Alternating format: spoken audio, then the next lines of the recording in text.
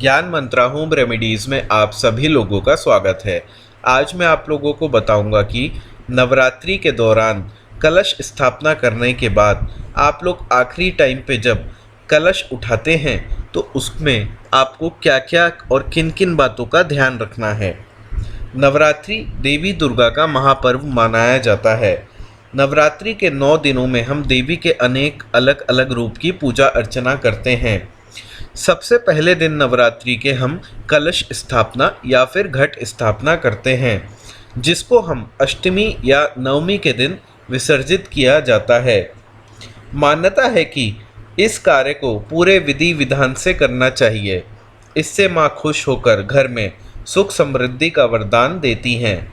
लेकिन बहुत कम लोग जानते होंगे कि जैसे कलश स्थापना के ही जैसे कलश विसर्जित करते समय भी बहुत सारी बातों का आपको ध्यान देना चाहिए।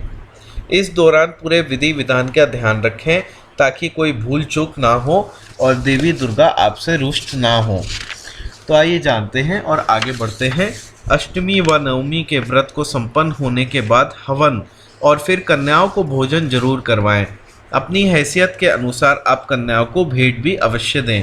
कन्याओं में से किसी एक कन्या को भगवती के 9 अवतारों का एकत्र स्वरूप मानते हुए उनका विशेष पूजन करें। कन्या पूजन के बाद देवी भगवती का सब परिवार आप ध्यान करें, क्षमा याचना करें और देवी के मंत्र अर्थात उनके स्तोत्र का आप लोग पाठ करें।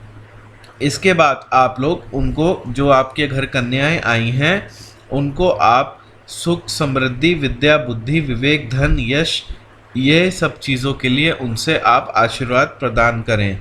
इसके बाद आप देवी दुर्गा का मंत्र का जप करें और फिर ध्यान रहे कि आप इसके बाद ही कलश उठाएं। कलश उठाते समय आप मंत्रों का जाप करें, नारियल को अपने माथे पर लगाएं और नारियल चुनरी आदि अपनी माँ पत्नी बहन की गोद में रखिए। इसके बाद कलश लेकर आप आम के पत्तों से कलश को जल को अपने चारों घर के चारों कोनों पर छिड़काएं। ध्यान रहे कि सबसे पहले रसोई घर में छिड़के, क्योंकि मान्यता है कि यहाँ पर लक्ष्मी जी का वास होता है। इसके बाद आप शयन कक्ष में, अपने स्टडी रूम, डाइनिंग रूम या अंत में प्रवेश द्वार पर आप छिड़कें या बाथरूम में भी आप जल छिड़क सकते हैं। कलश के जल को तुलसी जी के गमले में अर्पण करें। जो सिक्का कलश में डाला हो उसको अपनी तिजोरी में रख लें और उसको कभी भी खर्च नहीं करें। कलश और अखंड ज्योत के दीपक पर बंधे कलावे को अपने हाथ पर या बाजू पर आप बांध लें और गले में पहन सकते हैं। यह देवी का सिद्ध रक्षा कवच कहलाता है, जो कि हर मुसीबत में आपकी रक्षा करेगा। कवच सूत्र बांधते हुए भी आप देवी जी के मंत्रों का उच्चारण करें। यह सूत्र आप घर के किसी भी सदस्य को भी बांध सकते हैं।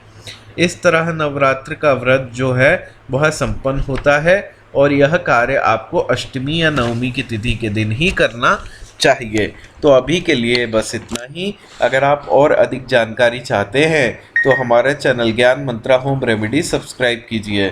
धन्यवाद।